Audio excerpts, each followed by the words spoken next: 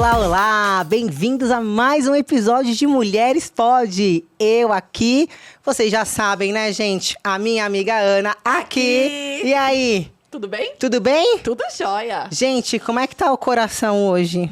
Tá assim, ó. Por a gente gravar o último episódio de 2023. Pois é. O ano ali, ó, tá chegando novo, mas tá chegando cheio de novidades. Tá, Vocês gente. não podem perder. A gente vai se preparar para 2024, porque 2023 foi maravilhoso, mas 2024 será muito melhor. É, Você pode com ter certeza. certeza disso, não é não? Não tenho dúvidas. É, eu tô triste porque tá acabando, mas sim, tô muito feliz porque assim, a gente encerra uma temporada para começar uma outra muito melhor. Com certeza. Para entregar A gente terminou conteúdo muito melhor, para tentar fazer o melhor para vocês que estão assistindo, para vocês que recebem tudo isso aí. projeto do ano que vem tá, ó, de vento em popa. Não é? É. Fiquem ligados. Mas hoje, eu acho que o assunto é para se inspirar e aprender como tomar as decisões financeiras, as melhores, para o próximo ano. Porque tem assim, né? Tem os que avacalharam esse ano e o ano que vem a dar uma segurada, né? Não é Aí, não? no comecinho de ano, aqueles contas, os is da vida. Ih, IPTU, IPVA, tudo Ixi, começo de ano, né? Deus me livre, é isso aí. Meu Deus do céu. Não, gente. Exato, e obviamente, para falar sobre um assunto como esse, um assunto tão delicado, nós não poderíamos deixar de trazer uma pessoa que é expert no assunto. Sim, ela é chefe de economia da Rico, colunista da Glamour Brasil, formada em relações internacionais. Nossa querida Raquel. Seja muito bem-vinda. Tudo bem? Tudo Gente, ela é jóia? isso e muito mais que vocês A gente vai descobrir acompanham agora. aqui, viu? Aqui, É isso aí. o currículo é tão grande que não deu pra pôr tudo assim pra a gente deu apresentar. Você não uma tá entendendo. resumida, uma resumida só. Raquel, seja muito bem-vinda, tá? Obrigada, A gente gente. queria começar pela sua história. Quem que é a Raquel? Raquel vem de onde? É paulista? De onde você é, querida? Bom, gente, obrigada. Primeiro de tudo, obrigada muito pelo convite. Já estou adorando estar aqui com vocês. Ela é uma Espero que a simpatia, gente. Vocês não Espero têm que a noção. gente converse bastante. Muito. Quem é a Raquel? Eu sou paulistana, né? Paulistana, aqui de São Paulo. Eu tenho 33 anos, carinha de 16, né? Não, Mas- gente. Não, mas tem mesmo. Tem De verdade, tem mesmo. Tu não dá 23, é fácil.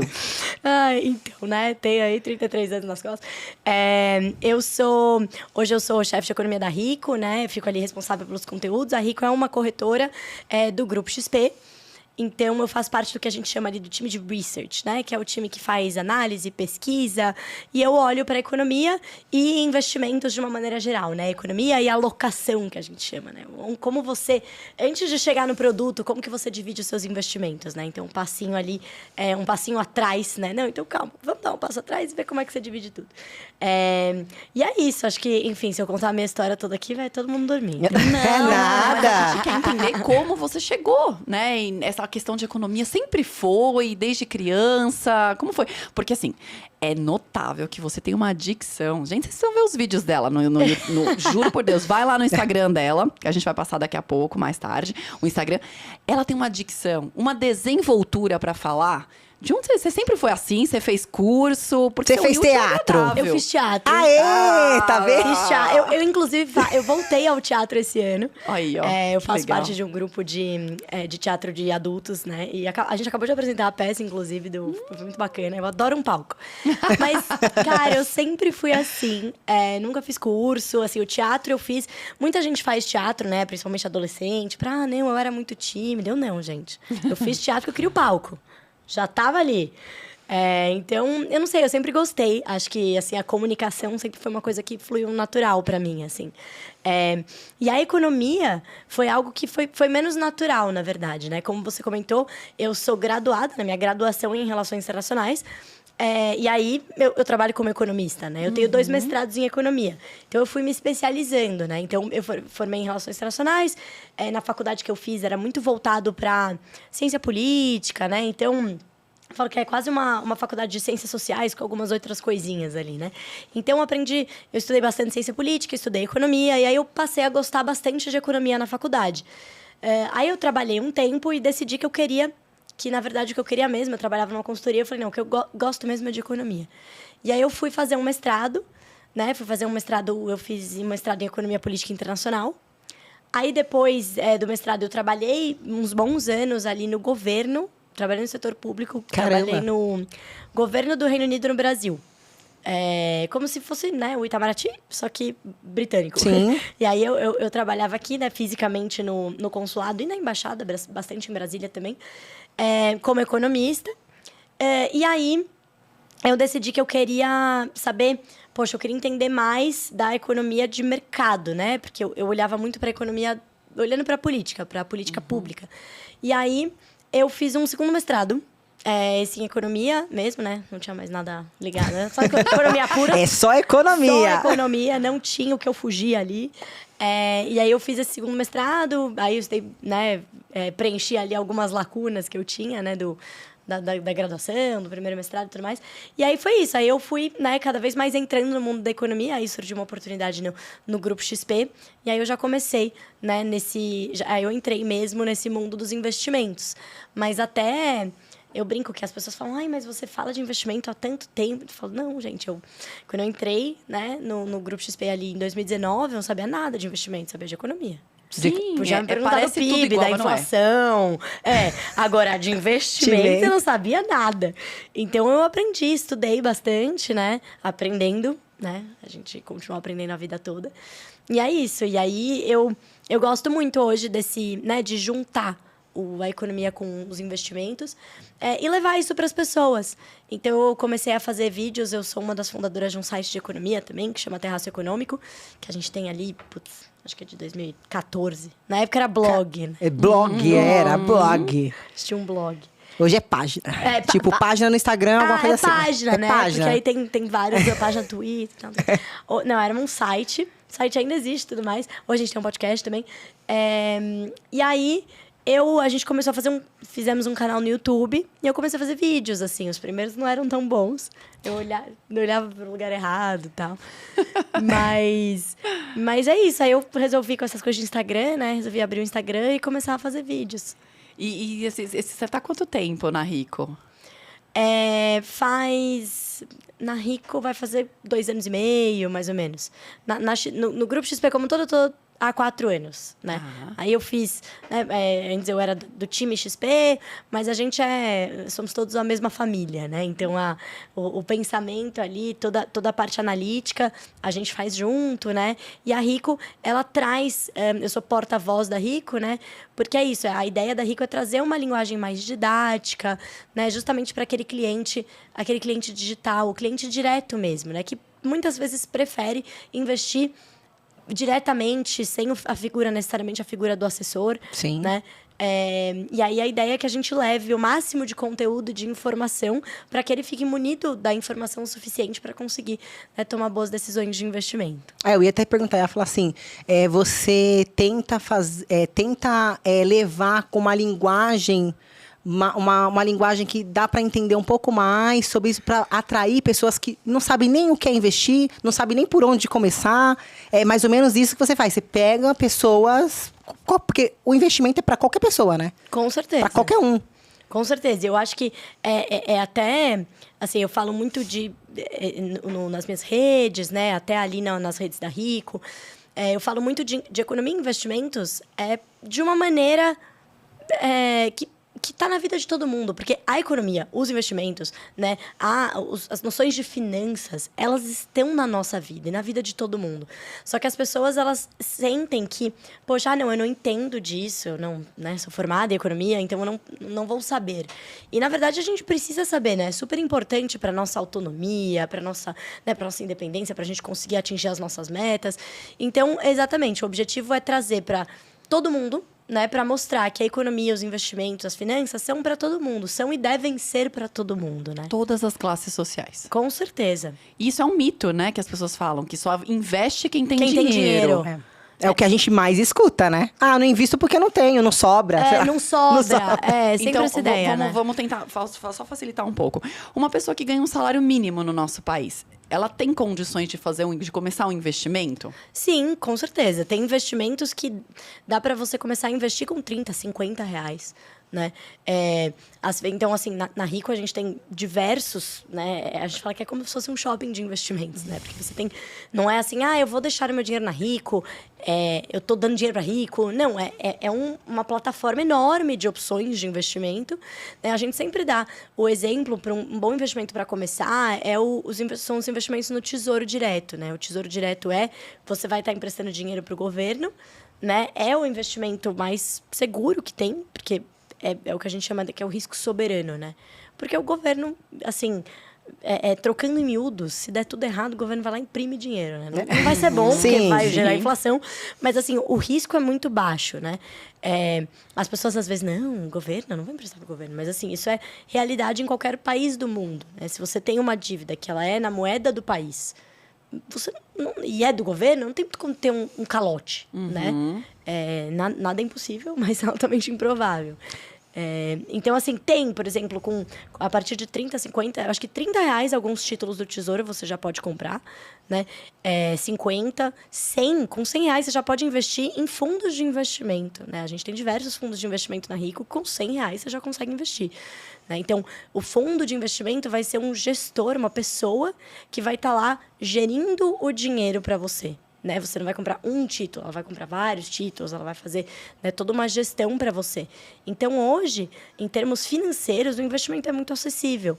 O que eu acho que é chave para as pessoas começarem é elas entenderem que elas precisam organizar. O passo número 1 dos investimentos é você se organizar financeiramente. Né? Você saber para onde está indo o seu dinheiro, você ter, às vezes a pessoa não tem condição, olha, hoje não sobra nem R$30. Mas tudo bem, você pode dar o seu primeiro passo se organizando financeiramente. Né? Uma vez que você sabe exatamente para onde está indo o seu dinheiro, fica muito mais simples depois você dar aquele primeiro passo, né, nos investimentos. Pegando esse gancho, uma pessoa que hoje está, por exemplo, acredito que uma boa parcela da população brasileira está endividada, tá? Por onde começar? Olha, isso é uma pergunta super importante, porque a gente sempre diz, né? Vale a pena investir com dívidas? A resposta rápida é não. Né? Aí, a resposta mais longa depende da dívida. Né? Se a gente está falando, tem pouquíssimas dívidas que são dívidas mais, assim, de longo prazo, que você não precisa se desfazer dela para começar a investir, por exemplo. Né? O exemplo mais claro é financiamento imobiliário. Então, se você tem um financiamento imobiliário, o financiamento imobiliário ele é subsidiado. O governo subsidia. Né? Então, ele tem um juro menor do que o resto, né, do que os outros tipos de crédito na economia.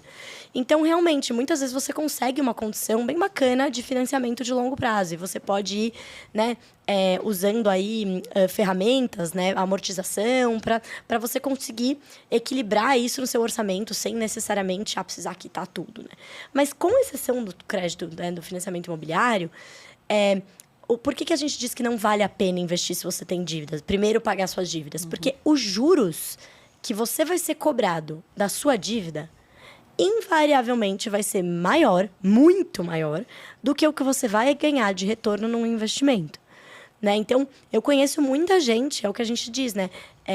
Não é uma questão de informação, de classe social. Eu conheço muita gente que tem, sabe, formação superior, acadêmico, executivos, né? Que tem e que já me falaram, olha, eu tô rodando no rotativo do cartão de crédito, mas eu não queria tirar dinheiro da poupança. Aí dá aquele pequeno ataque do coração. Assim. Ai, meu Deus. Se tem uma palavra que o pessoal da economia tem alergia, é poupança. Exato. Ela fica até vermelha. Poupança é uma vergonha. Uma vergonha. Assim, a poupança, ela é, em defesa da poupança, ela é um mecanismo, é o que eu sempre falo que a poupança ela não é um investimento. Ela é quase um treino. Tipo, ela faz... Muita gente começa pela poupança porque é prático. Só coloca ali pra criar uma consistência. Mas assim, a poupança debaixo do colchão, no porquinho e tal, dá quase da mesma. Pra tirar da frente, na verdade, né? Pra não gastar o dinheiro. É isso, exatamente. Aí fala, tá bom, quer começar na poupança? Começa. Mas assim, fica lá por, tipo, até você se sentir confortável de que você vai começar a investir. Mas tenha consciência que você não começou a investir ainda, tá? Seu dinheiro tá praticamente debaixo do colchão. Tá parado. Ali com o banco. Ela rende muito pouco. Então, assim, voltando ali à questão das dívidas, né? Eu não quero tirar o dinheiro da poupança. tire o dinheiro da poupança. Da poupança, do tesouro, da onde você tiver a sua reserva, tire para pagar suas dívidas. Porque é isso, você, assim, um juro médio de rotativo de cartão de crédito, a gente está falando de, cara, 300%, 400% ao ano, né? A gente olha a taxa, por exemplo, olha, hoje a nossa taxa Selic, que é a taxa básica, né? Que vai ser o que vai render, por exemplo, um Tesouro Selic, que é o mais mamão com açúcar dos títulos do Tesouro, ela está em 11,75% ao ano. Então, quer dizer que se você investir lá, né, R$100, você vai ter lá o retorno de 11,75% depois de um ano, né? Aí, compara isso com uma dívida. 400, 500% ao ano. É muito. Então, tipo, muito. 10 versus, né? 11 versus. Então, assim, isso porque a Selic tá bem alta, né? A gente pegar um portfólio diversificado com vários investimentos. Ah, não, meu portfólio tá indo muito bem. 15%. 15% é muito bom. 20% é excelente comparado com 400. Mas ainda para você ter uma rentabilidade dessas de 20%, você tem que ser mais, assim, ousado, digamos assim, ou não? Olha, Dá pra ser depende, mais conservador realmente. e chegar nisso. 20% é o super retorno, né? É um retorno bastante elevado. Assim, nos investimentos, tem uma regra clara, né? Quanto maior o retorno que você deseja, né, mais risco você vai tomar. E assim, dá para você ter um retorno, né, ao longo né, a longo prazo. Você pode atingir retornos bastante elevados, mas é isso. Quanto mais maior o risco, né, maior o retorno buscado, maior o risco você tem que tomar. E o que significa isso? Muita gente acha que o risco é só para cima, né? Ah, não, me falaram que tem risco porque eu posso ganhar 5, posso ganhar 10. Eu posso já perder. penso Ou perder tudo. Eu já fico com medo de perder. Exato, eu sempre tive na minha cabeça que, eu vou investir, mas se eu perder tudo? E sempre, essa é a maior pergunta, Tem é o maior sempre medo. aquelas dúvidas, né? Dá pra eu perder o que eu investi? Né? Eu perco o principal, tipo, se eu botar 100, tem como eu tirar 50? E tem. Se você colocar, se você colocar num investimento que tem bastante risco, por isso que a gente diz, assim, você sempre tem que respeitar o seu perfil. Uhum. Eu tô começando, eu tenho um perfil mais conservador, eu não quero de jeito nenhum que o meu dinheiro caia. Não tem problema, você ainda pode investir. Invista no Tesouro Direto, no CDB, né, que ele não vai te dar uma rentabilidade tão elevada, né? Mas, por outro lado, ele não vai ser volátil, né? Você não vai perder do principal, do que você colocou lá, né? E muitas vezes as pessoas, elas veem o investimento como uma aposta, né? E o investimento não é aposta, né? Quer apostar? Bora, Mega Sena e tal, tamo aí. Tá né? podendo, tá Jogar sobrando. os búzios e tal. Mas o investimento não é uma aposta, né? O investimento, ele é uma maneira de preservar o valor do seu dinheiro ao longo do tempo, né? E para você ter retornos consistentes no longo prazo. Quanto mais tempo, assim, melhor segredo dos investimentos é a consistência, né? Porque se você investir todo mês, um pouquinho, R$30, R$100, R$1.000, quanto você puder, os juros compostos, que é juros sobre o juro, ele vai te favorecer. Porque você investiu 100 hoje, né? Daqui a um mês você investe mais 100. Os juros, eles vão 100, aí beleza, rendeu 1%. Ah, legal. Rendeu Dobraria 1%, os juros, 101. é isso? Não, aí o que acontece? Você investiu lá R$100, Tesouro Selic, tá mais ou menos 1% ao mês. Beleza, aí 1%, legal, R$10. Show. Beleza. 110 no mês seguinte. Exato. Só que daí, os juros do mês seguinte, de 1%, vão incidir sobre 110. Não sobre 100. E mais 100 se você colocar ainda. Mais 100. Isso, vai ser juros incidentes sobre 210. Exato. Né? E aí, assim vai, entendeu? Esses são os juros compostos. Não é juros simples. Ele não vai incidir sobre o valor de lá do começo, né? E aí, você vê que é a consistência. Né? Você tem que ter essa consistência ao longo do tempo, né? Para conseguir ter os melhores retornos de um investimento no longo prazo. E qual seria a importância da diversificação nisso? Olha, a diversificação, a gente diz que diversificação é o único almoço grátis nos investimentos, né? Por que é o único almoço grátis? Porque você não... O que é diversificação, né? Quando você compra um pouquinho de cada coisa. Sim. É a velha história de não colocar todos os ovos na mesma cesta. Isso, perfeito. Então, você... como tem vários tipos de investimento, tem a renda fixa, tem a renda variável, tem os fundos, tem o fundo multimercado, tem o fundo de ações, tem o fundo de não sei o que lá, tem o internacional, né? Cada um desses tipos dessas classes de investimento vai ter um risco. Olha, tem esse risco aqui. Qual que é o risco atrelado às ações? Olha, da empresa, de tal setor, né? Tem o risco do mercado, tem o risco da própria empresa, tem o risco disso, daquilo. Qual que é o risco da renda fixa? Olha, é mais relacionado à inflação, juros, tal. E aí, uma carteira que ela é diversificada, ela vai tentar equilibrar de uma maneira que o risco de um tente equilibrar Cubra o outro, né? o do outro. Então, quando um estiver caindo, o outro, em teoria, pode estar subindo. E aí, no longo prazo, isso os dados mostram, né? No longo prazo, a carteira diversificada sempre dá maiores retornos, né? Do que uma carteira não diversificada. Né, no longo prazo. A gente está falando aí de 10, 30, 100 anos, né? Mas é isso, a diversificação, ela sempre vai ser o melhor segredo. Então, por isso que quando as pessoas me perguntam, mas qual que é o investimento da vez? Aonde eu invisto? Cara, difícil, né? Se eu te falar um investimento, eu tô fazendo meu trabalho muito errado. Porque não é, né? Não é um investimento. Tem vários, né? Tem vários. Agora sim, voltando para a questão de educação mesmo, a questão. Tinha minhas dívidas, paguei minhas dívidas, agora eu tenho dinheiro aí limpo para investir. Como seria o ideal de você fazer uma divisão? O quanto investir? Vamos supor, uma pessoa que ganha R$1.000 por mês. Desses R$1.000, o quanto ela deveria deixar para os gastos dela? O quanto ela deveria deixar para uma emergência? Perfeito. Como funciona isso? Isso considerando que essa pessoa já pagou as dívidas. Não Não está endividada. Não está devendo nada, por favor. Tá devendo, mas também não tem Excelente. guardado. Gente, só fazer uma correção matemática aqui, tá? Eu tava falando, nossa, gente, não, que eu tava viajando aqui. R$100, 1%, 101, tá? Não 110. Eu falei, gente, não 110, que dinheiro é esse? Não, 101. Peraí que a gente inflacionou aqui, inflacionou exato. aqui. O retorno magnânimo, que investimento é esse? Mas, falando aqui da pessoa dos R$1.000, né? Tem uma regrinha, que a gente chama regrinha de bolso, que a gente fala que é 50, 30, 20.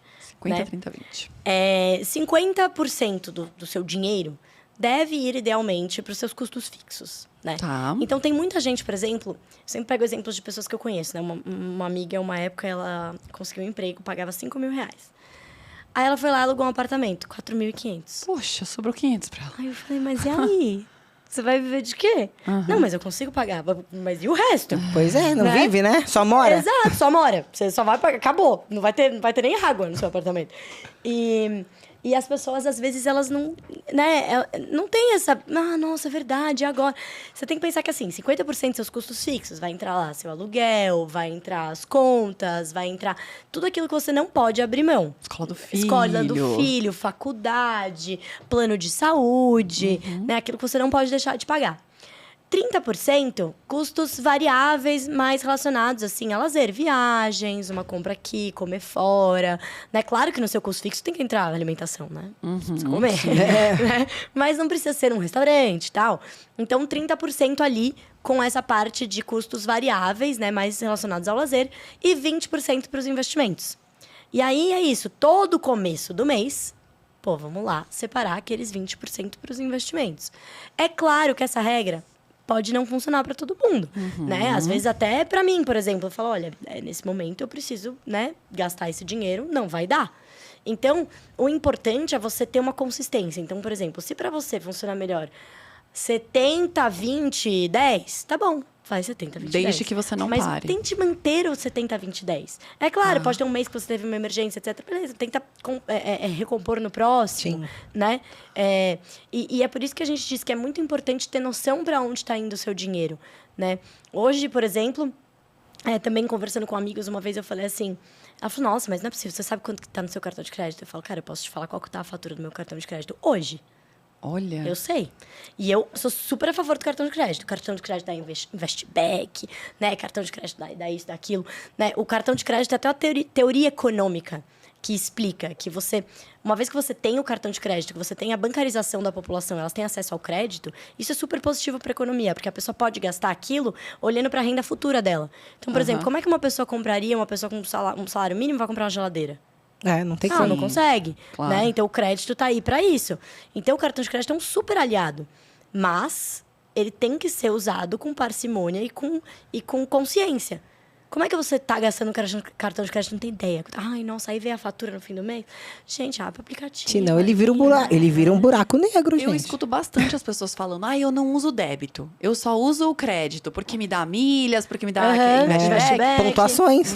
É válido isso? Se a pessoa, desde que a pessoa tenha o controle financeiro? É super válido. Por exemplo, você pode pegar uma parte do seu salário, deixar investido, né? Da parte da sua renda, você deixa investido ao longo do mês. O seu dinheiro vai rendendo, né? Você deixa ali no investimento que, né, tem que fazer uma continha boa, porque até 30 dias cobre IOF, né? Então, não vale muito a pena, menos de 30 dias você ter um investimento.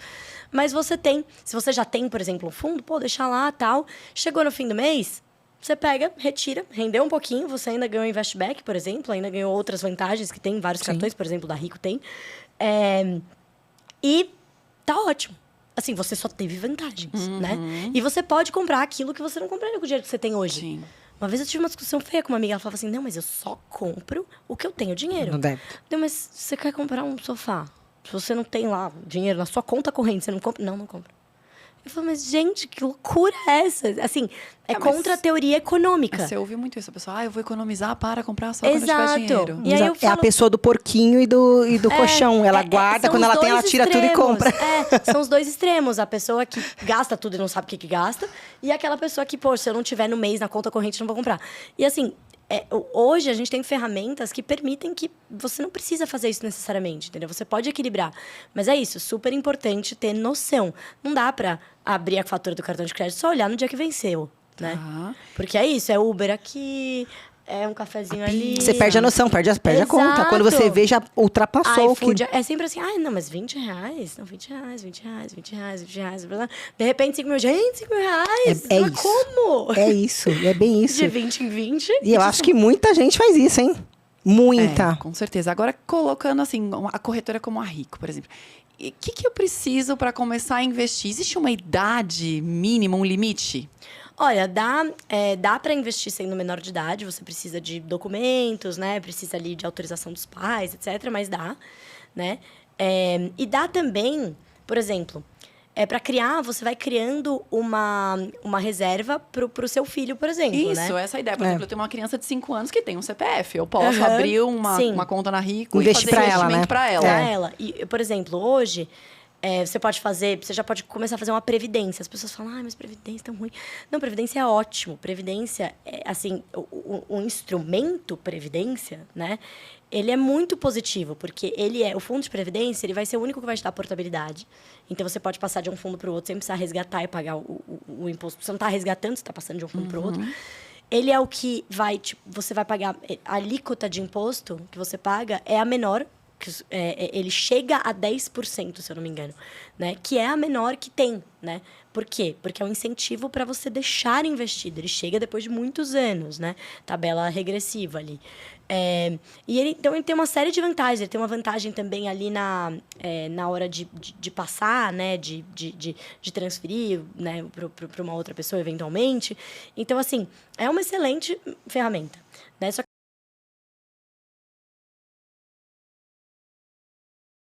as gestoras têm fundos de investimento, tem a versão Prev, né? Então, por exemplo, dá para começar uma previdência, dá para começar, tem um título no Tesouro que chama Educa Mais, que é super legal, é novo, que é para você ir criando uma poupança, no sentido de poupar. De poupar. De poupar, criando uma reservinha, né, para o seu filho, para sua filha, quando, né, forem ali para a faculdade, um colegial, alguma coisa mais cara. E aí você vai colocando, a maneira como que ele foi feita é que você coloca por X anos e a partir de então ele vai te dar uma renda mensal. E aí a pessoa, né, o seu filho, sua filha pode usar essa renda mensal para pagar os custos da faculdade. E aí ele tem um negócio que por exemplo, você passa o QR Code, sei lá o que é que você passa. Aí você pode falar assim, eu não sei o que dá de aniversário, de Natal pro seu filho. Dá aqui, põe um dinheirinho no Educa Mais. Olha, legal. A pessoa isso é vai legal. lá e investe lá. Legal. Até porque, como é que a gente... como que você falaria pro público como inserir educação financeira para uma criança? Porque, assim, isso falta muito hoje. A gente é muito precário disso no Brasil, né? Mesada é uma ótima ideia. Mesada é uma ótima ferramenta, porque é isso. Você introduz... assim, tem muitos pais que não falam de dinheiro com o filho. né? E isso é muito ruim, porque você cria um tabu, né? Então, ou a criança, muitas vezes, ou a criança ela tem assim, a aversão ao dinheiro, que fosse uma coisa ruim, em casa todo mundo só brigava, e era dinheiro, etc. Ou ela vai transformar, endeusar o dinheiro, né? Então, não, é a coisa mais importante, né? Se a gente for introduzindo com naturalidade, né? Então, mesada, brincadeiras tipo lojinha, né? Aqui, ó, eu vou comprar essa pasta de dente, custa isso, esse é o seu trabalho, né? A noção de trabalho também é muito importante. Assim, ó, trabalho, o dinheiro, o investimento. A mesada é excelente, porque ela mostra que a criança, ela já começa a aprender o controle, né? Olha, se você gastar tudo no primeiro dia, acabou, né? Não tem mais. Minha filha já fez isso. Gente, a minha fala assim, tá bom, eu peço pro papai mais. Ela fala, eu peço pro papai mais. Muitas vezes, pequenas tarefas também, por exemplo, né, fazer tarefas de casa e ganhar um dinheirinho e ir guardando, ou às vezes o filho fala, eu queria tal coisa. Poxa, por que você não junta dinheiro para comprar tal coisa? Né, pra dando tentar essa noção. incentivando, né? Exatamente. Porque assim, nas escolas hoje não tem isso, é muito precário, né? O Brasil em si, eu acho que lá fora deve ter, né? Nas o pessoal já tem, hoje né? em dia tem, mas então tem, mas pros maiores. Pros maiores. Tem pros no maiores.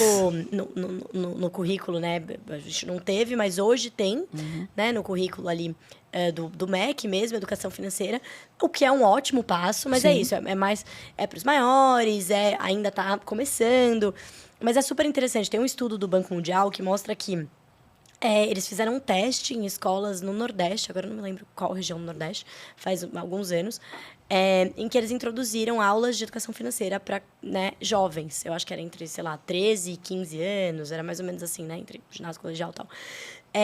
E aí eles acompanharam, né, essas famílias por alguns anos, né, para fazer esse estudo empírico. E aí eles concluíram que a situação financeira da família inteira melhorou. Porque a criança teve educação financeira na escola. Olha isso. Ela levava isso... E passou pros pais. Vai Exatamente. influenciando, claro. Exatamente, com passou pros certeza. pais. Que a criança chega e fala. Eles chegam a falar Exatamente. qualquer coisa. Então chega em casa e já educa. Conta, que legal. E super bacana. E mostrou, assim, resultados empíricos mesmo das famílias, menor endividamento, uma melhor situação financeira.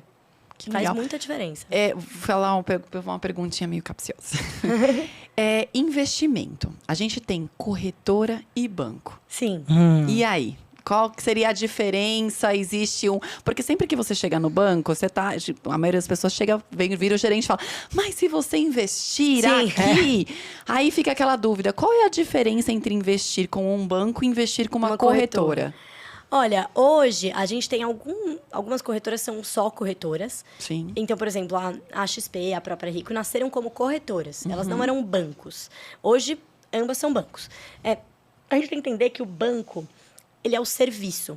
Serviço bancário. Então, é você ter a sua conta corrente, é você ter o seu cartão de crédito, é você ter um financiamento. Tudo isso é um seguro, tudo mais. E são serviços bancários. A corretora vai ser a parte dos investimentos. Quando a gente fala investir com o banco, na verdade, você está investindo com a corretora do banco. Né? O banco tem uma corretora dentro dele. E aí, o que acontece é que com o movimento, principalmente com a criação da XP e tal no Brasil, né? Hoje tem muitas corretoras mesmo, que são apenas corretoras, assim como nasceu a XP. A corretora, que é apenas corretora, ela tem só investimentos, ela não tem o serviço bancário. Você não tem a sua conta corrente, você não tem o seu cartão de crédito, você necessariamente vai ter que ter duas contas, né? Se você investe como uma corretora apenas. Hoje, na XP e na Rico, por exemplo, você tem os dois. Você pode ter lá a sua conta corrente, você pode pagar todas as contas, fazer Pix, ter cartão de crédito, tudo junto na mesma. O banco é a mesma coisa, um banco maior, né, que a gente conhece. Só que é o contrário, né? O que ele é grande é em ser banco, mas ele tem uma corretora lá dentro. Grande, eu digo, pelo que ele é conhecido, a gente conhece ele como banco, né? Mas o investimento, e aí o que acontece? Muitas vezes, em bancos maiores, assim, você vai ter o gerente de banco, e muitas vezes ele não é um especialista em investimentos, né? E muitas vezes o próprio banco não vai te oferecer o melhor tipo de investimento. Porque, enfim, milhares de motivos, mas muitas vezes, por exemplo, eu tinha uma conta, essa história é verdadeira, tá, gente? Ela é maravilhosa. Eu tinha uma conta, quando eu comecei a trabalhar, então deve fazer uns 12 anos, mais ou menos 13 anos, tinha uns 20 anos. E aí, juntei um dinheirinho ali e falei, vou investir, né? Aí liguei no banco que eu tinha conta. E eu tinha uma conta muito barata. Porque o dia que eu fui abrir a conta, eu olhei e falei, não, moça, eu quero essa aqui. Que Aqui tem menos zero. taxa. Tinha zero, não tinha taxa. A moça ficou bem brava. Não, mas essa daí... Eu falei, não, eu quero essa, que não tinha taxa. Isso é outra coisa, né? Hoje, com a chegada de empresas como o Grupo XP, hoje os bancos melhoraram o seu serviço porque era, beirava um absurdo, né? Exato. Vou te cobrar aqui pra nada, né? E aí, eu falei, olha, eu queria um investimento e tal. Ela falou assim, a gente tem aqui um CDB. O que é um CDB? O CDB é quando você empresta para o banco. É um certificado de depósito bancário. É a mesma coisa da poupança no sentido de que para quem você está emprestando dinheiro? Para o banco. Né? Ele está se financiando por você. E aí, ele te devolve com juros. E aí, ela falou, olha, eu tenho um CDB aqui e ele vai te pagar 60% do CDI. Aí eu achei um pouco estranho, não entendia muito o que era CDI. Tá bom, moça, eu vou checar aqui e te retorno. Tá bom. Aí eu liguei pro meu irmão ou para um amigo, não me lembro, e falaram assim, olha, não, Raquel, você deve ter entendido errado. É impossível. Ninguém vai te oferecer 60%. Por quê? Quem que é o CDI? O CDI, ele é o irmão gêmeo da taxa Selic, que é a taxa básica de juros. Então, ela é básica. Parte dali, né? Então, o que você vai esperar? Que o banco te pague, no mínimo, aquilo ali, ou algo muito próximo daquilo ali. Né? Porque a taxa básica de juros, se você comprar um título do Tesouro, o Tesouro Selic, ele vai te pagar exatamente aquilo. E aí eu falei, não, tá possível. É isso. Aí liguei de novo. Moça, eu entendi errado. Não, é 60% mesmo. 60% é menos do que pagava a poupança. Ela estava Eu queria tirar o dinheiro da poupança e ela me ofereceu, eu achei que era pior que a poupança. Aí eu falei, mas moça, que absurdo. Como você me oferece isso? Não, mas ele fica melhor. Se você ficar 2 anos, ele chega até 85% do CDI. Ela ajudou bastante. Ela melhorou bastante. Eu falei, excelente, hein? Aí por quê? Porque eu tinha uma conta horrorosa, porque eu não pagava, porque minha conta era de, sei lá, universitário, sei lá o que era a conta. Ninguém botava fé ali que eu ia ter dinheiro e me ofereceram isso como investimento. Ela queria que você desistisse. Aí eu falei, muito obrigada, né? Obrigada, mas muito obrigada, não quero isso daí. E aí eu fui lá e investi no Tesouro, né? Eu abri uma conta na XP. Minha conta na XP é dessa época, é bem antiga a minha conta. Eu abri uma conta na XP para investir no Tesouro. Porque eu falei, não, peraí, gente, não vamos fazer de burra, não. E é isso. Isso porque eu era uma pessoa com formação, né? Eu era formada já na faculdade. Eu tive aula de economia, meu irmão trabalhava em banco. Então, assim, meu pai é engenheiro. Eu estava próxima ali, né? De números, desse universo. E quase me pegaram, gente. Quase investi no 60% do CDI. E justamente você tinha... Imagina quem não entende nada. E você tinha para quem perguntar. Exatamente. Isso. E justamente essa é a pergunta que eu queria te fazer. Para as pessoas que estão nos ouvindo e estão começando a desmistificar essa questão de investimento. A pessoa já agora tá aqui super empolgadona. Falando, nossa, eu posso começar a investir. Mas onde? Tem alguém? Como funciona? A pessoa vai, chega na corretora, a corretora pega a pessoa, entre aspas, tá? Pela mão e fala, vem cá, deixa eu te apresentar o que funciona e como é. Existe isso, essa assessoria nas corretoras? Olha, depende, né? Depende muito, assim. Eu sei falar com, obviamente, XP. mais particularidade da XP, porque é onde, onde eu tô ali. Vamos falar da XP, que é a sua. Na conta, na XP, você tem a assessoria, você tem a figura do assessor. E na Rico, a ideia a grande maioria dos clientes é não assessorado, ou seja, é de propósito, não é porque a gente não valoriza o cliente. Sim. É porque tem gente que não gosta mesmo, né? Sim, mas tem gente que quer fazer o próprio, né? Falam assim, eu não quero falar com ninguém. Eu preciso falar com alguém. Eu já quero. E aí, é isso. Então, assim, a gente tem o assessorado da Rico também, né? Mas é o braço ali do grupo XP que é para o cliente digital. Mas aí, quando a gente fala assim, é fazer sozinho, não é que a gente vai largar ele lá, né? O que ele vai fazer? Abrir uma conta. Por onde ele começa? Ele vai entrar lá no nosso site de conteúdo, reconnect.com. E aí, tem um linkzinho. Comecei agora. Né? Aí clica, aí tem um monte de conteúdo, tem vídeo, tem texto, tudo tem explicando para a pessoa ficar sem dúvidas. Tudo explicando para a pessoa não ter dúvidas. E é assim, a gente tem produz, eu e meu time ali, a gente faz conteúdo todos os dias. Então, um exemplo de conteúdo que eu produzi semana passada, quando teve reunião da Selic, né, do Copom. Quando teve a outra reunião, né, há 1 mês e meio atrás, eu postei ali, a Selic caiu e tal. Mais de uma pessoa no meu Instagram pessoal vieram me falar, putz, e agora eu tenho que tirar meu investimento ali do Tesouro Selic? minha reserva? Não tira, pelo amor de Deus. Aí, o que eu fiz? Aí, eu produzi um texto que a Selic está caindo. Devo mexer na minha reserva de emergência? E aí eu explicava tudo. Não deve mexer na reserva, porque a reserva não tem que ter volatilidade, ela é a sua reserva, tem previsibilidade, liquidez, segurança. E aí, expliquei tudo, expliquei o que estava acontecendo na Selic, a Selic estava caindo, mas que independente disso, a sua reserva tinha que ficar ali onde ela estava. E aí, no final do texto, eu dou 3 opções. Se você ainda não fez sua reserva, primeiro passo nos investimentos. Quando você abre o aplicativo da Rico, tem os meus objetivos, que é uma ferramenta nova, muito bacana, que você pode ir separando os seus diferentes objetivos de investimento, né, em segmentos, né, em espaços de objetivos. Tipo, viajar, casar, separar, né, sei lá. Sim, vai saber, né? Vai saber, né? Aí coloca ali nas caixinhas e o investimento vai ser feito automaticamente, né? Legal. É muito bacana, porque é um jeito de você compartimentar e ir observando. Todo mês, então, eu vou pôr R$30 aqui, R$30 aqui, R$30 aqui, R$1.000 aqui, R$1.000 aqui. E ele vai fazer o investimento para você automaticamente. Só que antes disso, quando você entra no aplicativo, primeira coisa tem um negocinho assim. Não tem a sua reserva? Crie sua reserva de emergência. Vamos falar isso. Explica o que é a reserva de emergência, para as pessoas entenderem. Cara, a reserva de emergência, ela é exatamente o que o nome diz, uma reserva para emergências. Então, por exemplo, como que eu sei quanto, né? Mas o que eu ponho dessa reserva? Pega lá aqueles seus custos fixos, né? Moradia, luz, etc., escola, blá, blá, blá, o que você não pode ficar sem gastar. Eu quero colocar mais porque eu não consigo. Se acontecer um imprevisto, eu vou querer continuar meu padrão de vida. Tá bom, bota quanto você achar que você precisa gastar por mês e aquilo que vai se sentir confortável. Beleza. Por exemplo, R$5.000. Tá bom, R$5.000. Aí, você calcula de 6 a 12. Você multiplica de 6 a 12. Por quê? Porque a gente tá falando que se acontecer um imprevisto, você pode ficar tranquilo por 6 a 12 meses, né? Com o dinheiro que você guardou.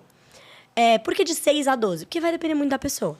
Tem gente que fala, não, eu me sinto mais seguro com 12 meses. Tem gente que fala, eu sou autônomo. Autônomo a gente indica, por exemplo, 12 meses. Porque você não sabe como é que vai estar o mercado. Exatamente. Vai que você é um médico que faz só, sei lá, cirurgias não essenciais. Parto. Eu. Olha lá, Não, só parto. No meu exemplo, não ia funcionar o parto, que eu ia falar, daí veio uma pandemia. Parto ainda faz, né? Mas, por exemplo, eu preciso de mãos. Se eu tiver qualquer problema nas minhas mãos... Imagina. Separa. A minha amiga, paro. que é ginecologista, também, ela falou, eu não posso... Ela morre de medo. Ela tava com medo de assim, esquiar, porque ela falou, pânico. E se eu caio? E se eu machucar o pé? Eu não consigo. Como é que eu vou ficar lá na mesa de operação 3 horas com o pé Exatamente. quebrado? Ainda vai, mas a mão não vai. Não dá, não tem como. Então, é isso. Então, a gente diz assim, olha... Depende muito da sua realidade. Eu sou servidor público. Servidor público é para fazer 4 meses, né? Então, depende muito. Aí você calcula isso, multiplica. Beleza, cheguei aqui no meu número, né? Chegou nesse número, começa a investir com esse objetivo. Quanto que eu vou colocar por mês? Eu posso colocar 20% dos meus custos ali. Você vai colocar até você chegar nesse valor. Aí, o que vai te ajudar? Os juros compostos. Você não vai necessariamente, nesse texto eu até mostro, eu faço uma simulação, que você não vai necessariamente ficar... um número bruto, né? Então, por exemplo, 5, eu calculei 10 meses, R$5.000, R$50.000. Eu não vou investir R$50.000, não vou alocar R$50.000. Eu aloco menos, porque os juros compostos vão fazendo o trabalho por mim. Então, você vai alocar um pouquinho menos, né? E aí, onde que você investe esse dinheiro, né? Tem que ser em um investimento que seja seguro, né? Então, seguro no sentido de segurança mesmo, que você saiba a procedência, né? Se for, por exemplo, um CDB de um banco que seja sólido, né? Que você olhe a avaliação de rating do banco, etc. Ele tem que ser líquido. O que é líquido? O que é liquidez? É a facilidade para você conseguir sacar o dinheiro. Porque, poxa, é uma emergência. Sim. Imagina, você machuca a mão, você não vai saber quando você vai machucar a mão. Então, você precisa ter ali a liberdade de tirar. E aí, quando você vê os investimentos, ele tá lá, dê mais alguma coisa. O dê mais alguma coisa é quando você pode retirar.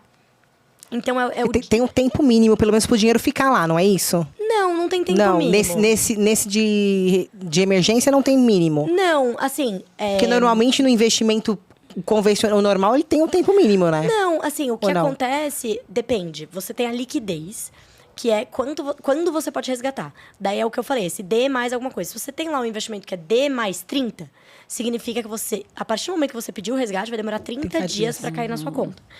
O que, para reserva, você precisa do quê? D mais 0. Imediato. Caiu. Acabou. É isso. Na hora. E aí, esse mínimo é quando você tem essa questão do... Não é um mínimo, entendeu? Ele é um... É um prazo que ele dá pra... Sim, só que você ele tem que te dá esperar 30 dias. Entendi. E aí tem D mais 90, né? Quanto mais arriscado... Por exemplo, isso acontece muito em fundo, né? Quando é D mais alguma coisa, é fundo. Você comprar uma ação, você vende, você pega ela amanhã de volta.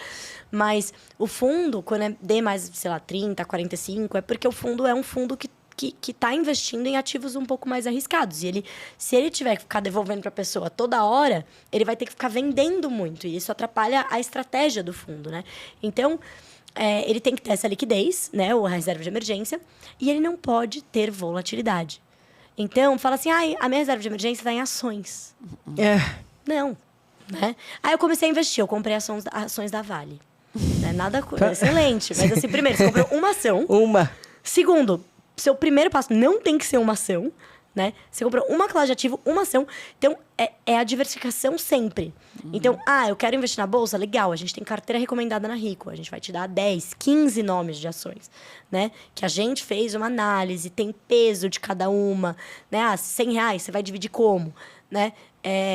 Que é aquilo que a gente falou no começo. Qual é a importância disso, né? Exatamente. De diversificar. Diversificar, não só entre classes, tipo renda fixa, renda variável, mas dentro da própria classe. E aí, a reserva de emergência é onde você não quer ter volatilidade.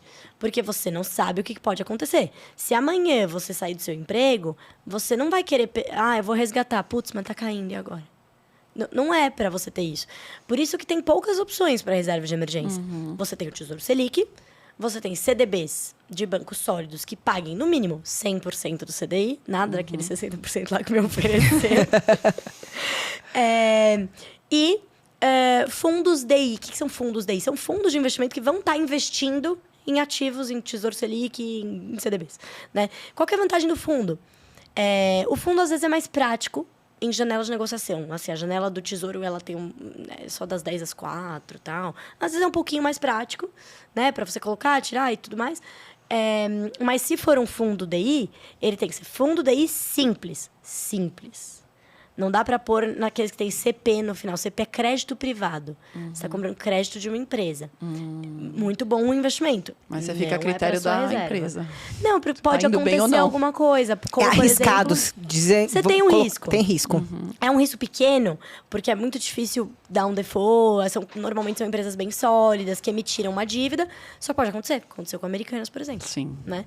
E aí, o que aconteceu? Um monte de gente em pânico, porque o fundo de reserva da pessoa tinha crédito privado. Você fala, assim, seu fundo não devia ter crédito privado. Mas era pouquinho, era seguro. Tudo bem, mas pode vir uma eventualidade. Exato, como aconteceu. Como aconteceu. Existe um perfil do investidor brasileiro? Cara, a Ambima fez um estudo bem interessante, né, recente, que eu não sei os dados aqui de cabeça, mas que traçou bastante o perfil, assim. Ele é um investidor mais conservador, ele está mais no tesouro do que na bolsa, ele ainda está muito concentrado nos grandes bancos, né? A faixa etária, mais ou menos? Jovens, são mais jovens, são mais jovens. Nossa, eu juraria que era uma gente mais velha. Não, são os mais jovens. Né? Os que mais entram são, assim, os novos entrantes são os mais novos, assim. E homem e mulher, existe mais homens do que mulheres. Eu ia falar isso, falei assim, o homem sempre dominou esse mercado, né? Ainda somos minoria. Ainda é. Então, mas a mulher que é a chefe da família, a mulher que administra a casa, então, olha que engraçado gente, isso. E como incentivar uma mulher a fazer isso, como é incentivar ela a tomar a decisão dela, ela ter que começar a investir?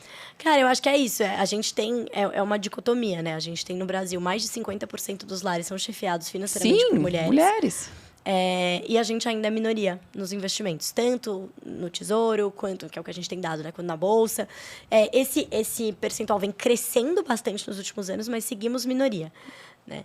E minoria em relação, né, à proporção da população brasileira, em que também somos maioria. Mas tá aí a importância da Raquel Sá.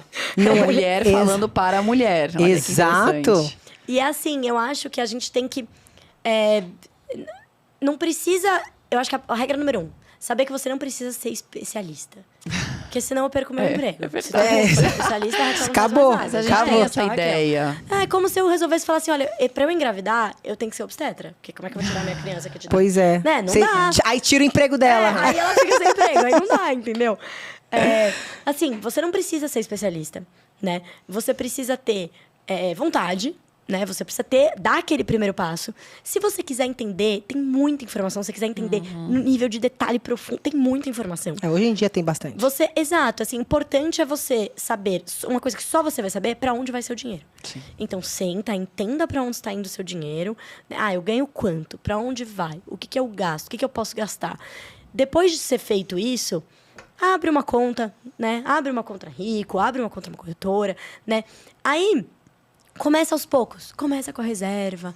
Entenda que aquele dinheiro, ele é seu. Você pode ter planos conjuntos, né? Mas é muito importante você cuidar das suas finanças, né? Por que a mulher, ela cuida de tanta coisa? Cuida da casa, cuida disso, cuida daquilo. E se sente insegura em cuidar do próprio dinheiro. Não tem problema nenhum. Eu, por exemplo, eu trabalho com isso. E tem uma questão regulatória, eu não posso investir em ações, porque eu trabalho em research e tal. Mas assim, mesmo se eu pudesse, eu sou super a favor de fundos de investimento. Porque eu falo, cara, eu tô aqui gravando podcast. Tem um monte de coisa acontecendo no mercado agora. Sim. Eu quero ter o meu dinheiro num lugar que a pessoa tá olhando o tempo todo, né? E diversificar entre fundos de investimento, né? Porque eu quero uma pessoa que tá, um gestor, uma equipe que vai estar olhando pro meu dinheiro o tempo todo. Pra comprar aqui, pra vender aqui, né? Tem gente que tem uma indústria inteira que trabalha com isso, né? Então, é claro que eu vou entender mais porque eu estou nesse mercado, né? Mas hoje você tem todas as ferramentas para você conseguir delegar com consciência. Até para garantir, né? Porque, por exemplo, muita gente fala, não vou investir, a cabeça porque eu vou perder. Porque tem o risco, eu vou perder tudo. E querendo ou não ter um gestor, alguém auxiliando ali, Exato. te ajuda a esse risco ser bem menor. Exato, é só você... É isso, a gente tem muita informação. Se tem medo de perder, começa pelo investimento mais conservador ali, a reserva de emergência. Até porque, gente, você vai depender de quem para cuidar do seu dinheiro.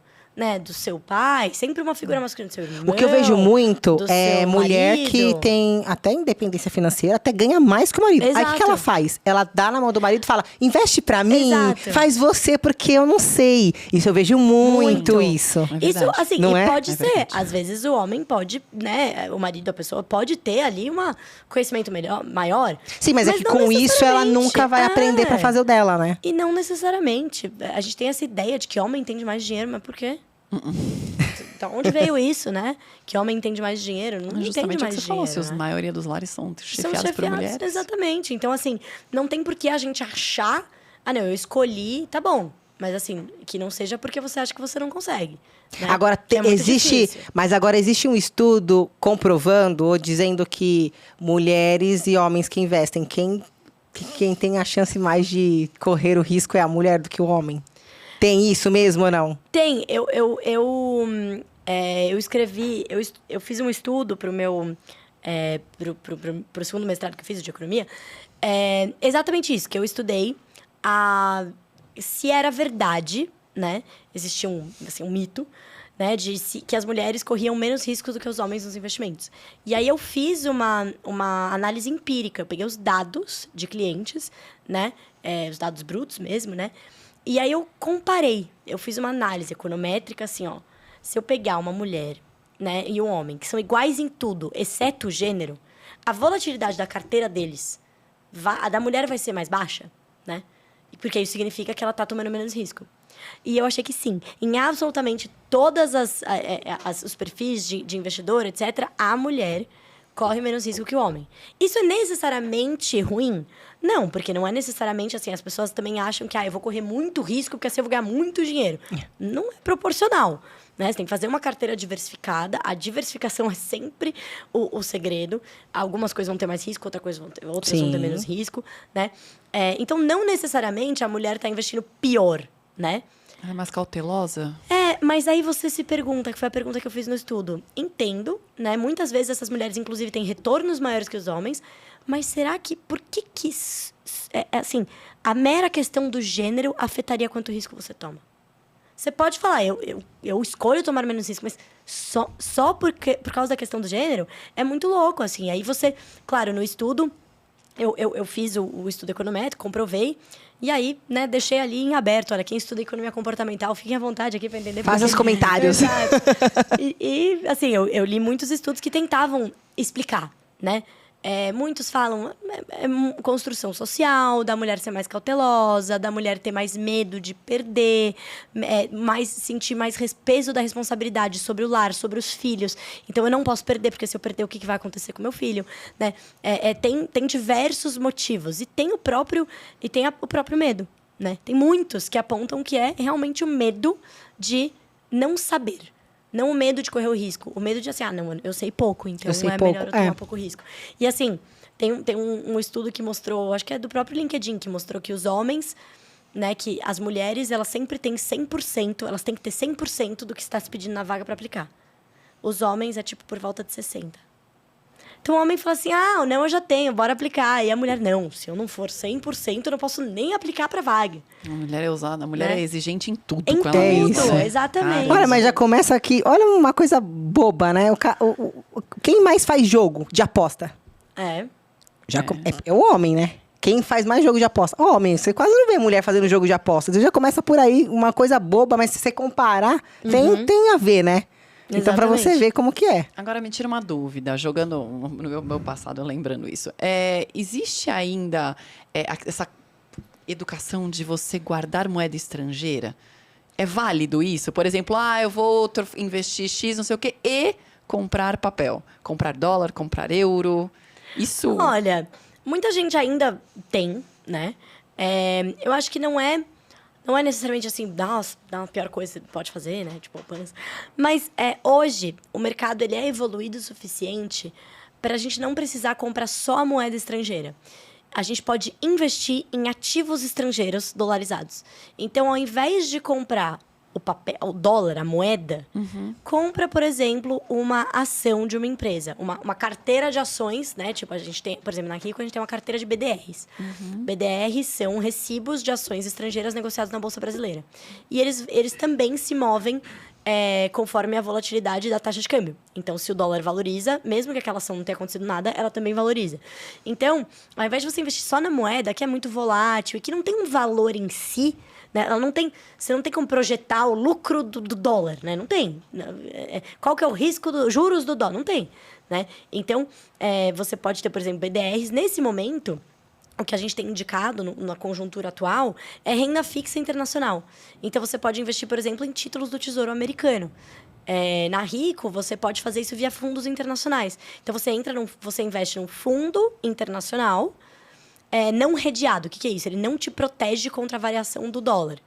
Então, quando o dólar subir, sobe. Quando o dólar cair, cai também. Só que não é só o dólar que vai determinar a sua carteira. Você tem um gestor lá dentro que está investindo em títulos soberanos, em títulos de crédito privado americanos ou no mundo inteiro, né?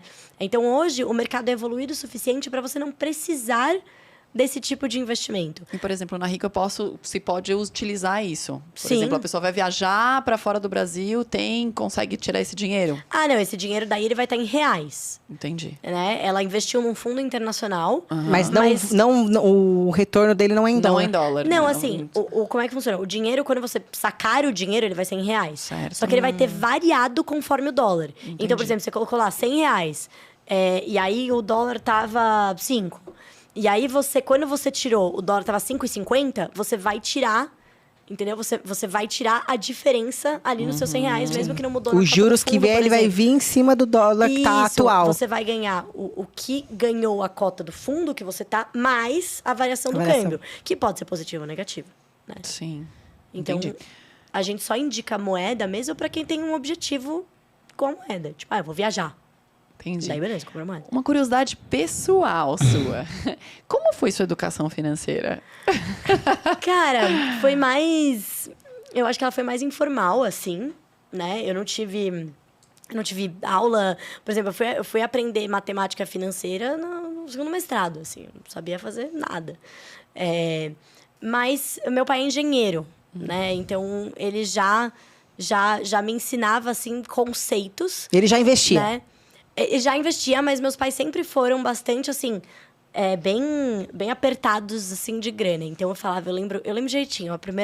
Uma das primeiras vezes que eu comecei a ter um salário mesmo, né, digno ali, eu falei pro meu pai, cara, o que eu vou fazer? Como é que eu sei quanto que investir, quanto que eu não invisto? Ele falou, Raquel, tem um momento na vida que talvez você não vá conseguir investir. Mas você tem que saber que você tá, assim, se você estiver construindo, né, um patrimônio, isso também funciona. Então, ele falou, teve uma época da minha vida que eu tinha 3 filhos, a gente era super apertado de grana, a gente estava construindo uma casa, ou seja, a gente tinha um investimento numa casa. E aí, como é que eu sabia? Eu sabia que eu não podia me endividar. Então, o que a gente fazia? A gente ganhava presente, a gente dava o presente, guardava o presente na caixa e dava quando a gente tinha que dar um presente. Então, é uma noção que, claro, não é um investimento em si, mas é uma noção ali eu já estava aprendendo como era importante você ter a consciência financeira. Isso, querendo ou não, é um investimento, né? Você pegou ali, você não gastou, né? E meus pais também fizeram, eles sempre falavam, a gente fez uma poupança para vocês quando vocês nasceram, e aí, quando vocês tiverem, sei lá, 18, 20 anos, vocês podem usar a poupança com o que vocês quiserem. Então, a gente teve isso, eu não sei, eu nunca soube exatamente onde estava investido isso, se era poupança ou não, eu acho que não era. Conhecendo meu pai, era um investimento um pouco melhor. E quando eu tinha 23 anos, eu usei o dinheiro para fazer o mestrado. Eu fiz o mestrado fora do Brasil.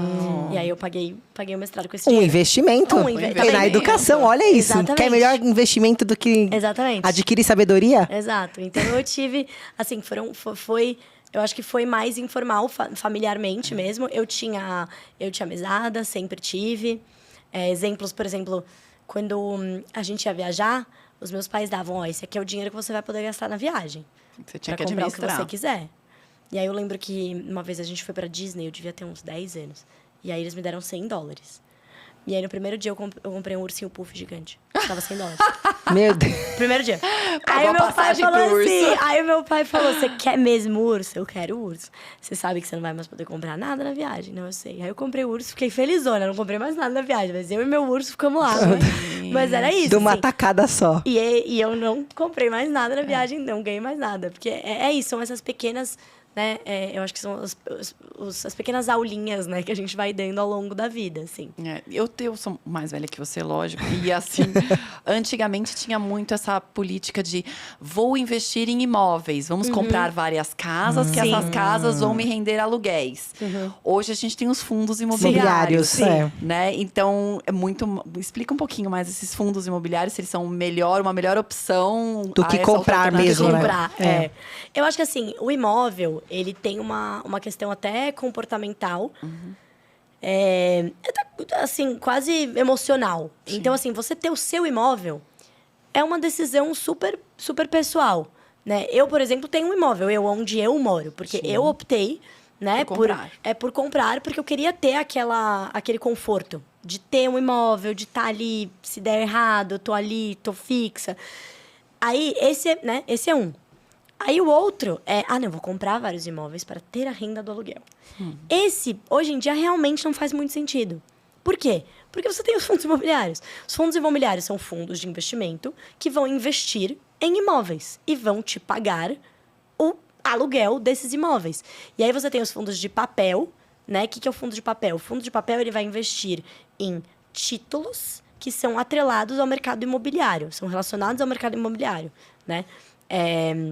Então, você vai ter aí os CRIs, você vai ter as LCIs, né? Dentro desses fundos. Ou você tem o de papel, ou você tem os fundos... Aí tem, por exemplo, fundo de logística. Ele investe só em galpões logísticos. O fundo de shoppings. Investe só em shoppings. E todo imóvel tem uma renda de aluguel. E atualmente... né, os dividendos não são tributados no Brasil. Isso pode mudar, né? Provavelmente irá mudar com a reforma tributária da renda. Mas, mesmo assim, né, se ele for tributado, vai ser... o retorno não deixa de existir desse aluguel. Né? Então, hoje você não precisa ter a dor de cabeça de ter um inquilino, de ter um monte de imóvel. Né? Até porque... muitas pessoas tinham assim, eu tenho um monte de imóvel, esse é o meu investimento. Não está diversificado. E ainda em papel existe essa valorização. Por exemplo... Sim, também. Também, mas daí, ao invés de você ter o seu...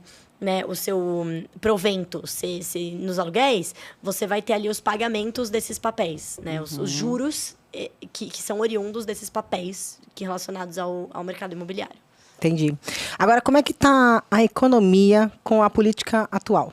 O que você pode falar um pouco? Porque, assim, eu acredito também que tem muita gente que deixa de investir devido a isso, com medo do que possa acontecer, né? Então, o que você fala desse cenário pra gente? Olha, eu acho que assim, hoje a gente tem... eu já ouvi mesmo até de muitos clientes e tal, mas o que pode acontecer? Um confisco. Assim, a gente está... Acho que antes de qualquer coisa, é importante dizer que o Brasil ele evoluiu muito institucionalmente desde a década de 80, 90, mas muito, muito, muito. Né? Então, é claro, eu sempre falo, quando a gente fala de política e economia, nada é impossível. Mas há muitas coisas que são altamente improváveis. Né? Então, hoje a gente tem instituições muito mais fortes, a gente tem uma moeda estável, né? A gente tem uma inflação controlada, a gente tem os juros em patamar relativamente, né, comportados. Né? Então, a gente tem óbvio, a gente tem milhares de desafios, mas se você comparar, né, com o Brasil de 30, 40 anos atrás, a gente está em outro patamar, né? Então, esse é o número 1, né? Pra gente chegar lá de novo, vai ter que dar muito errado por muito tempo. Não vai ser que um dia que você vai acordar e vai estar assim, inflação, você pular 150%, fora do barco e tirar tudo antes. Você vai conseguir, exato. Se isso acontecer, o que é altamente improvável, né? A gente na Rico vai estar te falando o que fazer, etc. Não vai ser assim do dia pra noite. Vai estar auxiliando aí o pessoal, né? Porque assim, o maior medo das pessoas são esse. Eu escuto muito isso. E é isso, eu acho que as pessoas têm um certo fantasma, né, ali do medo do passado, mas tem que entender também. Então, por exemplo, o confisco da poupança. Por que ele aconteceu? O confisco da poupança não é... Muita gente acha, né, no imaginário popular, que o presidente da época roubou o dinheiro, sentou e foi viajar para Miami. E não foi isso. O confisco foi um plano horroroso, mas para controlar a inflação. Então, era assim, a inflação está muito alta, o que eu vou fazer? As pessoas não podem mais comprar. Então, eu vou pegar o dinheiro delas. Aí ninguém compra, daí o preço não sobe. Então, assim, horroroso esse plano. Sim. Mas não era que ele roubou pra ir pra Miami, entendeu? Não era um plano econômico ruim, mas era um plano econômico. Quando Mas foi traumatizante. Totalmente. Pessoas, né? Mas por que é importante dizer que era um plano econômico? Porque você fala hoje a gente não tem nenhum traço de algo que faria sentido que foi feito naquele isso momento. possa acontecer novamente. A nossa inflação hoje está em 4%. 4%. A gente está falando de uma inflação que era uma hiperinflação, que rodava mais de 100% ao mês. Caramba. Né? A gente chegou a ter inflação de mais de 100% ao mês no Brasil, né? Na década de 80, 90. Hoje a gente tem 4% ao ano. Então, assim, não é algo que faça nem sentido econômico, né? Então, além de a gente ter instituições muito mais fortes hoje, não faz sentido econômico esse tipo de política, quão ruim ela seja. Nunca faria sentido fazer uma política dessa.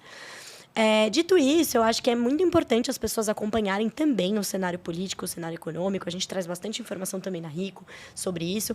Porque, é claro, os investimentos, né, todos os nossos negócios, eles estão inseridos numa realidade econômica. Então, é importante a gente sempre saber o que está acontecendo, né? E hoje a gente tem, assim, perspectivas relativamente construtivas para a economia brasileira. É claro que a gente poderia estar muito melhor, sempre poderia estar muito melhor. Temos desafios, mas é uma economia que no ano que vem deve desacelerar em relação ao que ela está hoje, mas a gente ainda deve seguir com a inflação relativamente controlada, taxa de juros devem seguir ainda altas, né, mas caindo, mas vamos ver juros em 2 de novo? Não. Os juros estavam em 2 porque tinha um desequilíbrio, tinha uma pandemia acontecendo.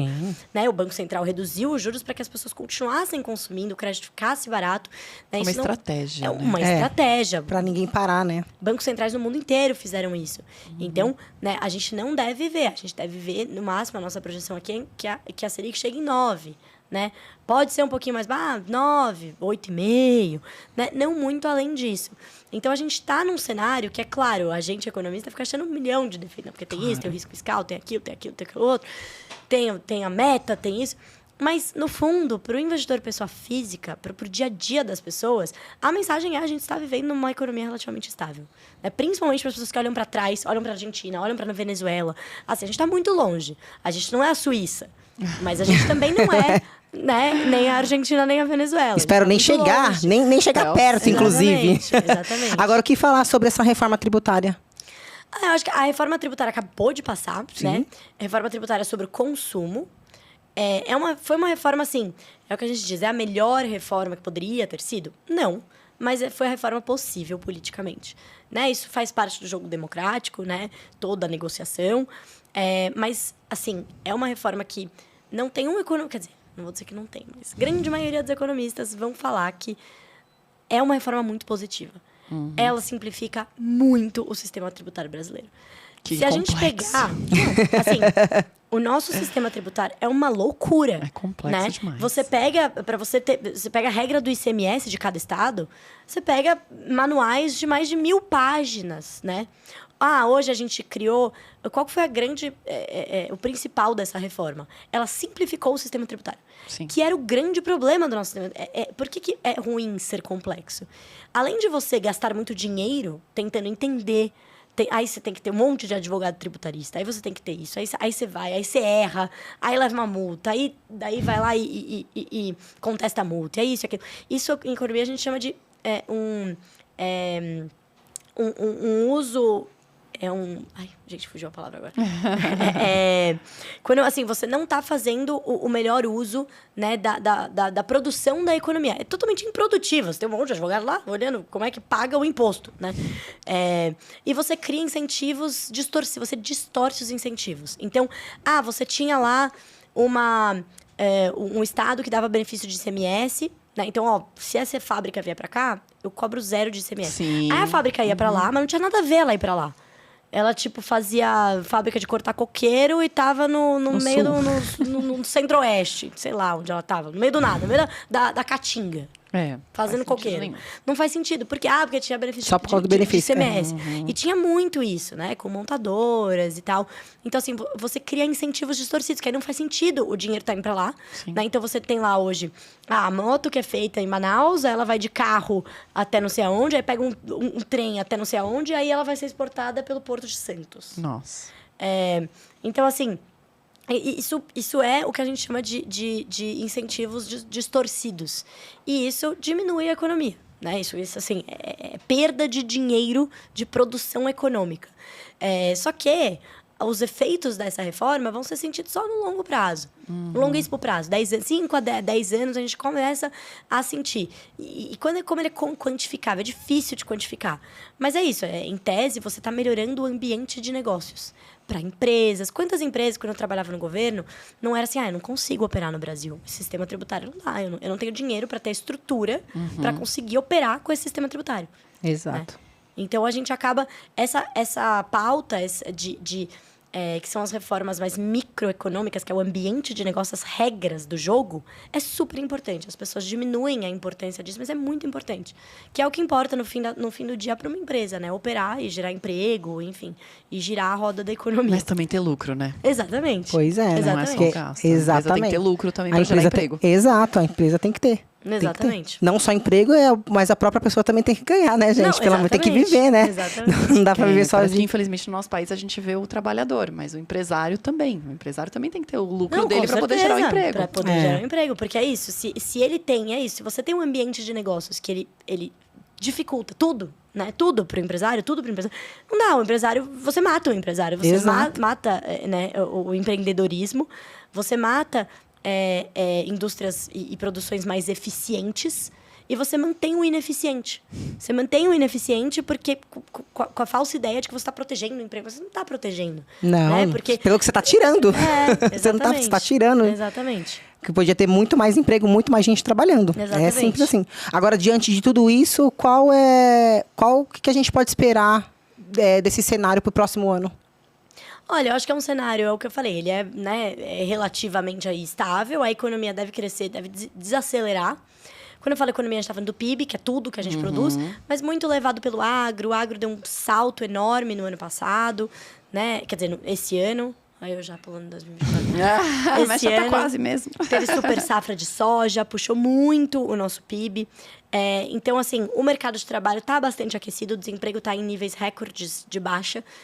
O ano que vem a gente deve ver uma desaceleração disso, né? A gente deve ver o desemprego subindo um pouquinho, né? Um pouco do consumo das famílias que sustentou bastante o crescimento, né? As famílias consumindo serviços, as famílias consumindo, né, produtos. Isso vai diminuir um pouco, por quê? parte desse consumo veio pelo fato de que a gente estava vendo uma desinflação. A inflação caiu muito. E aí, isso, para a renda da família, é positivo, porque, né, caiu o preço do alimento. Alimento teve deflação, o preço caiu efetivamente, né? Que subiu mais devagar, ele caiu. Aí sobrou mais dinheiro para fazer outras coisas, né? Então, você teve esse efeito importante da inflação, da desinflação e da deflação, que é diferente. Você teve benefícios fiscais que estão desde o ano passado, né? Desde 2022, aumentados, né? E aí, isso dá um boostzinho na renda de muita gente, mas depois, vai acabar? Não vai mais ter? Vai, mas daí já foi incorporado na renda das famílias. Você não tem mais esse impulso. Vamos tirar. E aí você não causa mais esse impulso na economia. Então, vai perder um pouco de fôlego, né? A gente deve ver nos próximos trimestres a economia, né? O último já foi praticamente estável de crescimento, que foi o terceiro tri. A gente deve ver um pouquinho de queda. Mas é isso, para o dia a dia das pessoas, o que a gente vai sentir é uma economia andando de lado, né? Praticamente aí estável, com alguns setores indo melhores que os outros, mas uma economia que perde um pouco de fôlego, mas que também não estamos vendo recessão, né? Não vemos um cenário de instabilidade, né? É aquele assim, né? O Brasil aluno nota 5, né? Né? Que já, média, que né? Quando o 5 passava, não, né? que não é média, não. Esse 5 é vermelho, tá? 5 é vermelho, tá então, debaixo da hoje, média, viu? Na minha época, 5 era média. Então, hoje não, hoje 7. não. Hoje bom, pelo menos na escola da minha filha é 6. Média é 6. Então você tá fora da média. Então, também. O Brasil é o aluno nota média. Nota média. Nota 5,5, 6, vai. Média, Olha aí, tá vendo? A gente sempre aprende, né? Não é? Quer ver? Ah. Muito obrigada, viu? Gente, Imagina, maravilhoso. A gente passa assim o tempo e dá pra ficar ainda horas aqui. Ó. Pois é, não. Quem tinha dúvidas de muitas coisas e quem achava que não poderia investir, tá aqui, ó. Pode investir, não tenham dúvidas e o que tiverem, pode ir lá no site da Rico, da XP, tudo para poder... E outra, gente, na internet o que mais tem é informação. É só vocês quererem aprender, né? Exato. Por exemplo, esse conteúdo aqui, ó, cheinho de informação, rico em informação. O que mais tem aqui é tudinho pra vocês. É isso só aí. Vocês aproveitarem. E eu queria, por favor, que você deixasse suas redes sociais. Aonde o pessoal pode te encontrar e encontrar mais conteúdo. Se E ficou tirar alguma dúvidas. dúvida. É isso aí. Ótimo. Bom, o meu... eu sou @RaBorgesDeSá em todas as redes. Então, eu sempre tento publicar em todas elas. Às vezes eu esqueço uma, outra e tal. Mas tem sempre conteúdo, né? No YouTube da Rico, o canal da Rico do YouTube, tem muito vídeo. Legal. Meu, da equipe toda. Tem também o site, que é o que eu mencionei, que é riconnect.rico.com.vc, que tem bastante conteúdo escrito. E é isso, acho que... de maneira geral, assim, já dei um prato cheio, a pessoa já vai poder ficar o ano inteiro Já instigou o conhecimento aqui, as Exato. pessoas agora vão querer saber mais, é só procurar esses canais, então. Exato. E por último, tem um podcast também, que é o Terraço Cast, que também tá em todas as Legal. plataformas de podcast aí. Muito obrigada. É isso, gente. Muito obrigada gente. mesmo. Obrigada Aprendemos muito com você hoje, É muito Raquel. bom, Que é muito bom, bom. gente. Que você possa depois voltar aí na próxima temporada aí pra falar um pouco mais. Porque vai que muita gente vai ter mais dúvidas aí Com assistindo a certeza. podcast, né? Com certeza. Obrigada, gente. Obrigada a você. Queria agradecer vocês também por terem nos acompanhado em mais um episódio do nosso Mulheres Pod. Só relembrando que nossos episódios são veiculados toda terça-feira e quinta-feira às 20 horas no YouTube. E pela manhã, né? Às 6 da manhã no Spotify. E estamos em todas as redes sociais. Por favor, siga, compartilha, comenta, curte. Gente, faça tudo. E outra, mulherada, vocês aprenderam um pouquinho aqui, ó, do investimento? Vamos crescer isso aí, né? Porque os homens já estão na nossa frente ainda, hein? Não vamos deixar, não. Gente, até a próxima. Até, gente. Tchau, tchau. Obrigada. Tchau, gente. Tchau, tchau.